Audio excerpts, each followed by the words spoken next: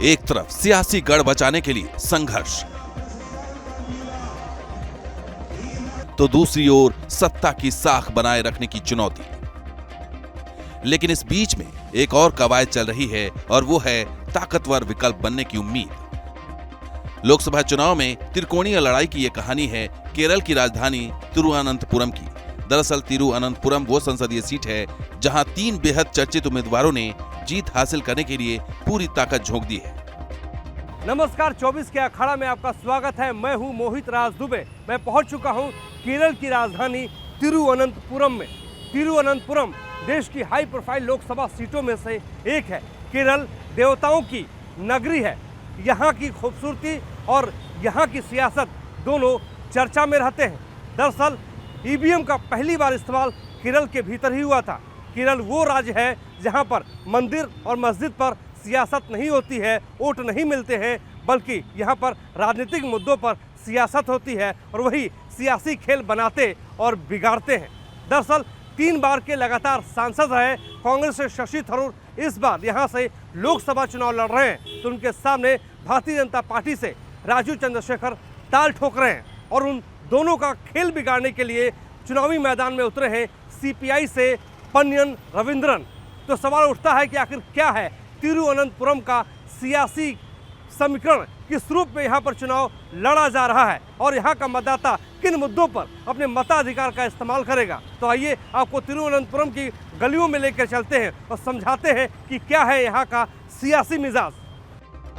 केरल की सियासत में कांग्रेस की नुमाइंदगी वाली यूडीएफ, जबकि सीपीआई सीपीआईएम की टीम वाली एलडीएफ का ही बोलबाला रहा है। लेकिन अब बीजेपी तेजी से इन दोनों के बीच अपनी जगह बनाती नजर आ रही है। पार्टी को यहाँ चुनावी जीत भले ही न मिली हो, बावजूद इसके पीएम मोदी के नेतृत्व में बीजेपी केरल के अंदर थर्ड फोर्स बनने की कगार पर पहुंच गई है। पीएम मोदी खुद लगातार सूबे में चुनावी अभियान को धार दे रहे हैं, क्योंकि उनकी नजर यहाँ कम से कम 10 सीट जीतने पर है। अब केरला पार्लियामेंट में अपनी मजबूत आवाज भेजेगा। इसलिए आज केरला भी कह रहा है, फिर एक बार, फिर एक बार, फिर एक बार, फिर एक बार, फिर एक बार, फिर एक बार, फिर एक बार।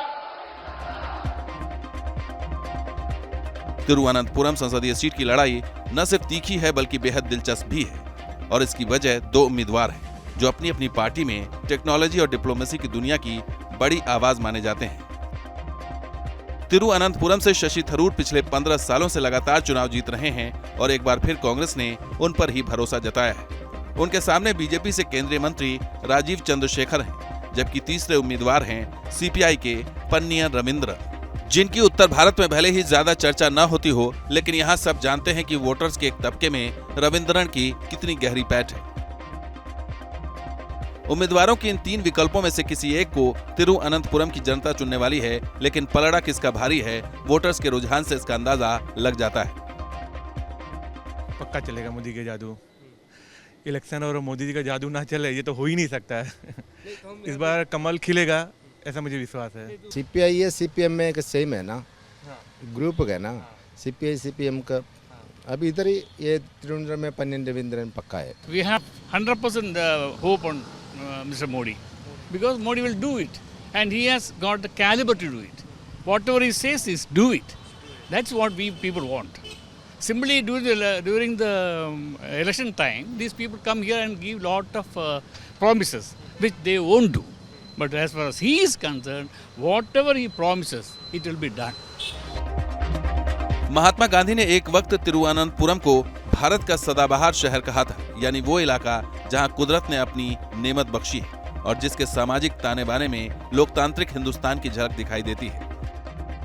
तिरुवनंतपुरम के समीकरण की बात करें तो यहाँ कुल वोटर करीब 27,77,000 है, जिनमें महिला वोटर लगभग 14,59,000 है और पुरुष वोटर 13 लाख से थोड़े ज्यादा है।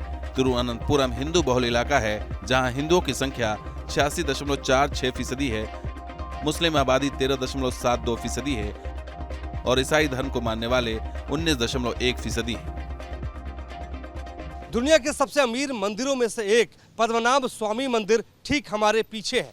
ये केरल की आन बान शान है। दरअसल तिरुवनंतपुरम के बारे में अगर सियासी नज़रिए से समझा जाए तो इसे जीतना इतना आसान नहीं है। कांग्रेस को 1952 के बाद यहाँ पर जीत हासिल करने में 28 साल लग गए। कांग्रेस ने पहली बार 1980 में यहाँ पर चुनाव जीता था। मौजूदा सूरत हाल में पूरे केरल की 20 लोकसभा सीटों के बारे में अगर बात किया जाए तो कांग्रेस के लिए यहाँ पर जीतना किसी चुनौती से कम नहीं है, क्योंकि 20 लोकसभा सीटों में से पहले से ही कांग्रेस के पास 19 लोकसभा सीटें हैं। भारतीय जनता पार्टी ने पूरी ताकत जो है केरल के भीतर लगा दी है। प्रधानमंत्री नरेंद्र मोदी सहित तमाम बड़े नेता यहाँ पर धुआंधार प्रचार करने में लगे हुए हैं कि केरल में बेहतर प्रदर्शन करके दिल्ली में 400 का जो आंकड़ा लगातार बीजेपी कह रही है उसे पार किया जाए। दरअसल केरल की 20 लोकसभा सीटों में तिरुअनंतपुरम और वायनाड दो ऐसे संसदीय इलाके हैं जहां के चुनावी नतीजों पर पूरे देश की नजरें लगी हुई हैं। राहुल गांधी वायनाड से दूसरी बार चुनाव लड़ रहे हैं, इसलिए राहुल कांग्रेस के लिए यहां सबसे बड़े इम्पैक्ट प्लेयर हैं। लेकिन इस वजह से केरल में राहुल खुद इंडिया ब्लॉक की एकता के लिए अवरोध भी बन गए हैं। उनके खिलाफ इंडिया ब्लॉक में शामिल सीपीआई की एनी राजा चुनाव लड़ रही हैं। इंडिया ब्लॉक के लिए तिरुअनंतपुरम में भी यही तस्वीर है और वोटर्स इस बात को बखूबी समझ रहे हैं। तिरुवनंतपुरम में डेवलपमेंट नहीं है, इसलिए नया आदमी आना है इधर, नया आदमी इधर आना है। I think Chandrashekhar is better. आदमी को लाना है, नए आदमी को लाना। Naturally, Shashi Tharoor, वही sir. because his voice is always heard in the parliament on almost all issues, and he's a man who knows the subject, and he can represent a capital city like Trivandrum.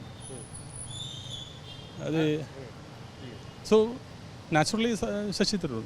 Shashi Tharoor, Rajeev Chandrasekhar, Pannian, तीन candidates हैं। शशि थरूर अभी आपके MP हैं, तो कौन लग रहा है कि who is going to win? Whoever may win, but if Rajiv Chandrasekhar comes, it'll be better because he's a union minister and there more development can come to Trivandrum. Thiruvananthapuram संसदीय इलाके में 7 विधानसभा सीटें हैं। इनमें बीजेपी कहीं नजर नहीं आती। सिर्फ 2016 में बीजेपी के ओ राजगोपाल को नेमोन विधानसभा सीट में कामयाबी मिली थी। इसके अलावा 2014 और 2019 के लोकसभा चुनाव में बीजेपी तिरुअनंतपुरम सीट पर दूसरे नंबर पर रही थी। ऐसी ही कुछ सफलताएं हैं जिनके बूते बीजेपी तिरुअनंतपुरम में कांग्रेस के किले को फतह करने का दावा कर रही है। लेकिन वोटर्स का मिजाज क्या बताता है, जरा ये भी सुन लीजिए। विकास सतेहते अब उसका तो एटीट्यूड है, उसको जो जनता के लिए जो करना चाहता है, जो कर रहा है, ये सब देखेगा तो ना। आज तक कोई प्राइम मिनिस्टर ऐसा नहीं किया है। आज तक त्रिवेंद्रम अभी तक डेवलप नहीं हुआ, कुछ भी नहीं हुआ। 20 साल से शशि थरूर 5 दफ़ा एमपी था, क्या किया? नथिंग डूइंग, कुछ नहीं किया उन्होंने। So development is going like step by step. Inflation also I don't see, like we are software engineers. Everyone is good. My friends are good. My family is good. So my neighbors are good. So I don't see any issues. Who is going to win? BJP. Obviously. इस बार तो tight है, पिछले बार जैसा नहीं है। इस बार ट्रिवांड्रम में ये राजीव चंद्रशेखर बीजेपी की तरफ से, वो थोड़ा इसके लिए टाइट है। इसके बीच में एलडीएफ का कोई रोल नहीं है। तिरुअनंतपुरम संसदीय सीट पर पिछले 2 चुनावों से शशि थरूर का एक छत्र राज है। यूनाइटेड नेशन के पूर्व डिप्लोमेट शशि थरूर ने राज्यसभा सांसद बनकर अपने सियासी करियर की शुरुआत की थी। इसके बाद यूपीए सरकार में केंद्रीय मंत्री बने और फिर तिरुअनंतपुरम से लगातार 3 चुनाव जीतकर हैट्रिक लगाई है। विकास जो मैं ले आ सका केंद्र से भी और दूसरे प्राइवेट स्थापन से भी, ये सब दिखा के मैं फिर भी ऐसे सेवा करने के लिए तैयार हूँ, ये बता रहा हूँ। ये तो पहली बात ये है। दूसरी बात यह है कि जो मैं राजनीतिक मेरे जो स्टैंड्स रहे हमारे पार्लियामेंट के भीतर, पार्लियामेंट के बाहर, हमारे सारे मंच पे, देश में और अंतर्राष्ट्रीय मंच पे, ये सब हमारे लोग पसंद करते हैं। उनको याद दिला के कि मैं आपके शब्द वहाँ सुनाई दे रहा हूँ, ये भी लोग को याद दिलाता हूँ। तो अगर लोग गर्व से कहते हैं कि हाँ ये मेरा प्रतिनिधि है, ये मेरा सांसद है, तो वो लोग फिर भी वोट देने के लिए तैयार होंगे। मैं कभी ऐसे नहीं सोचा कि ये सीट का मुझे कोई हक है या मैं ये कोई गारंटी करके लेता हूँ। तिरुवनंतपुरम के इतिहास में कोई भी ये 15 साल का जो सेवा मैं की है, कोई और नहीं किया। मतलब ये शुरुआत से ही एक करीब 2 टर्म के लोग रहे और एक ही जो सांसद 3 बार चुनाव जीता उनका एक बार तो 1.5 साल का था। तो इसलिए 12 साल से ज़्यादा कोई भी यहाँ MP नहीं रहा है।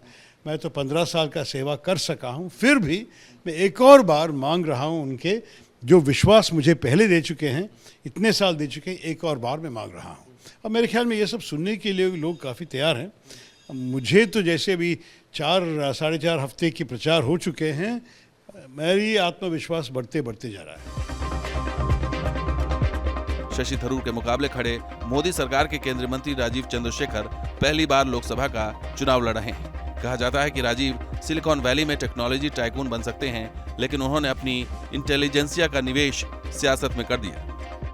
यहाँ पे 15 साल से एक MP ने कुछ काम नहीं किया है। ये कांग्रेस और लेफ्ट का एक तरह से ट्रैक रिकॉर्ड ही है। केरल में इतने प्रॉब्लम्स हैं, तिरुवनंतपुरम में इतने सारे इश्यूज हैं जो 15 साल से उन्होंने MP ने या केरल के जो LDF सरकार है, दोनों आप जानते हैं इंडिया अलायंस के पार्टनर्स हैं, दोनों ने कुछ नहीं किया है और लोग काफ़ी परेशान हैं। आप टाउन देखिए या कोस्टल कम्युनिटी को देखिए, काफ़ी सारे परेशानियां सालों से इन्होंने कोई सोल्यूशन निकाला नहीं है। तो लोग ऊब चुके हैं, बहुत थके हुए हैं और बहुत ही गुस्से में हैं कि यहाँ पे जो विकास भारत में दिखने को मिल रहा है, जो नरेंद्र मोदी जी ने पिछले 10 साल उन्होंने करके दिखाया है, यहाँ पे उसका कोई साइन दिख नहीं रहा है।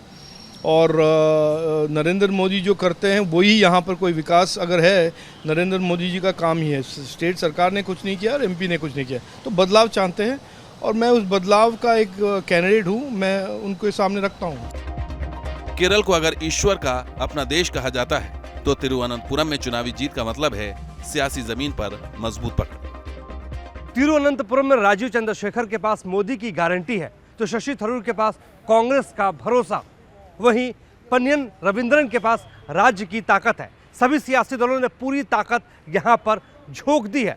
वैसे भी चुनावी संग्राम में जीत तो नेताओं की होती है और जनता के हिस्से में रह जाते हैं वादे। 24 के अखाड़ा में हमने आपको तिरुवनंतपुरम से ये बताने की कोशिश की कि जनता किन मुद्दों पर यहाँ पर चुनाव लड़ रहे हैं और मतदाता किन मुद्दों पर अपने मताधिकार का इस्तेमाल करेगा। हमारे सहयोगी सुभाष के साथ मुझे तिरुवनंतपुरम से दीजिए इजाजत। देखते रहिए न्यूज़ नेशन। नमस्कार।